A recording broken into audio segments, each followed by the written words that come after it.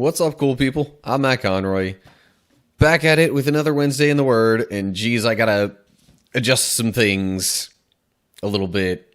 So, with the pop screen, I didn't want that to really be very much in the way of my face, so I kind of propped the camera up a little bit, but now it's also a little bit closer because of where I have to set it, and just, yeah, anyway. Alright, anyway, after that, awkward introduction and explanation of my setup-ish. Yeah, back to the Bible. So, we're getting into Genesis chapter 7 today. This will be second chapter focused on Noah's situation. Basically, last time around, God had foretold that there would be a flood wiping out basically all the living things, except Noah, his family, and two of each kind of animal. So God's kind of looking to hit the reset button on things here, and Noah is the fortunate human to get to keep him and his family alive. But fortunate because he was righteous. Anyway, so Genesis chapter 7, verse 1. When everything was ready, I'm assuming everything meaning like with ark. Anyway, when everything was ready, the Lord said to Noah, "Go into the boat with all your family, for among all the people of the earth, I can see that you alone are righteous. Take with you 7 pairs, male and female, of each animal I have approved for eating and for sacrifice." Oh, gotcha. Okay. That was throwing me off for a second. Anyway, and take 1 pair of each of the others. So, I was like, wait, 7 pairs of animals? But the animals that are going to be sacrificed, there's going to be some extra pairs, I guess, for the sake of sacrifices. I'm trying to think, I guess roughly weekly, with the number of days that it eventually ends up being, that makes sense to have 6 other pairs of animals if you're sacrificing 1 pair each once a week. But anyway, although it just said different kinds of animals, so anyway, whatever. Moving on. Point is, extra animals for sacrifices. All the other animals, just 1 pair of each. So, verse 3. Also take 7 pairs of every kind of bird. There must be a male and a female in each pair to ensure that all life will survive on the earth after the flood. 7 days from now I will make the rains pour down on the earth, and it will rain for 40 days and 40 nights, until I have wiped from the earth all the living things I have created. So Noah did everything as the Lord commanded him. So extra birds as well. It doesn't state specifically that those are for sacrifices, but possibly, just given the previous mentioning of 7 sacrificial animals. So anyway, verse 6. Noah was 600 years old when the flood covered the earth. Okay. So this is roughly, I'm looking back at the end of chapter 5 because I was like kind of assuming that these events would be taking place at about that point in Noah's life. And I'm kind of correct. It doesn't say how long it took him to build the boat. Could very well have taken 100 years. It's a big old boat. But anyway, so Noah was 600 years old when the flood covered the earth. He went on board the boat to escape the flood, he and his wife and his sons and their wives. With them were all the various kinds of animals. those approved for eating and for sacrifice, and those that were not, along with all the birds and the animals that scurry along the ground. They entered the boat in pairs, male and female, just as God had commanded Noah. After 7 days, the waters of the flood came and covered the earth. So, a lot of people seem to specifically picture like there being almost some sort of organized line of the animals coming through, as if Noah would have had to document or keep track of all the animals coming in and making sure he didn't miss any of them. But like, come on. If all the different kinds of animals were making their own way to the boat in this situation, I think that's pretty much God just guiding them there. Anyway, I realize that's not necessarily a significant detail. It's just one of those things where what's in the Bible and what's not. The Bible does not say there was any organized procession of these animals coming through. So they got in the boat, and then it says after 7 days, the flood waters came and covered the earth. Does it say, like, is it saying that it took 7 days for the floodwaters to cover the earth? Or is it saying, like, they were in the boat, and then 7 days, and then water that flooded the earth? I don't know. Whatever. Again, not an important detail. So, verse 11, I think we're at. When Noah was 600 years old, on the 17th day of the second month, all the underground waters erupted from the earth, and the rain fell in mighty torrents from the sky. The rain continued to fall for 40 days and 40 nights. So it mentions underground waters erupting from the earth here. I guess that's kind of alluding back to the springs that are associated sort of with creation and all that. But it's interesting to kind of think about, like, how could that happen from a scientific standpoint? I mean, I suppose there are, some underground reserves of water, but the general understanding is that that's not really a whole lot when compared with, the vast oceans. I don't know. Anyway, maybe I'm thinking too much about it. But anyway, so rain came along with that. Lots and lots of rain for 40 days and 40 nights. I know there are certain parts of the world that are known for, pretty consistently dreary weather, including rain. I don't know if even those areas get rain that consistently. And I think the assumption is that it's like heavy rain for 40 days and nights. So anyway, basically, flood happened. Verse 13.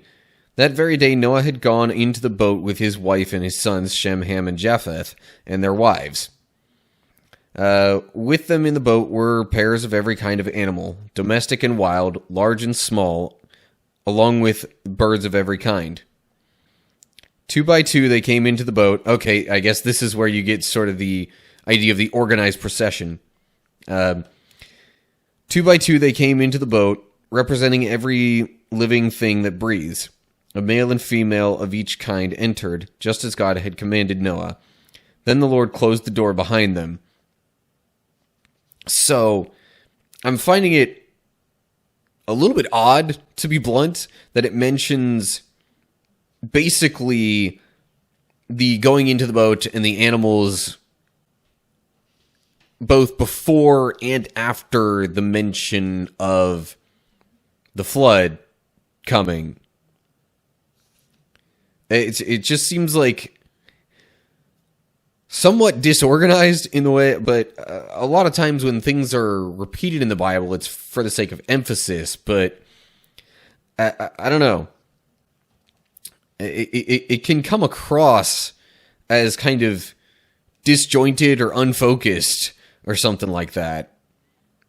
Kind of like somebody telling a story, which, I mean, back in early history, oral tradition was far more common than written. So, maybe that's just, maybe this was like dictated to someone, and I don't know. So anyway, there does seem to be some semblance of organization in the animal procession onto the boat. But it's a little unclear. So it definitely was the same day as everything entered the boat. That's when the flood came. But anyway, so I guess that means the whole 7 days comment from earlier was just like, maybe the 7 days was how long it took for everything on the earth to be covered, and then it's just another 40 days and 40 nights to just completely beyond flood everything. I don't know. Anyway. Verse 17.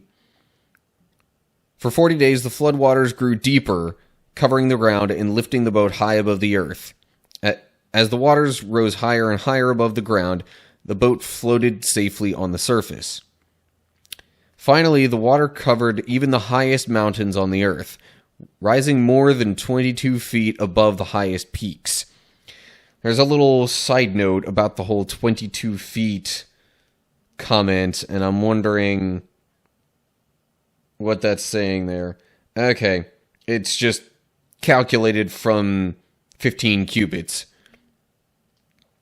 So, yeah, I guess this seems to solidify the impression or the idea that it was entering the boat, you know, Noah and his family and the animals, then 7 days of raining and such to basically flood the earth and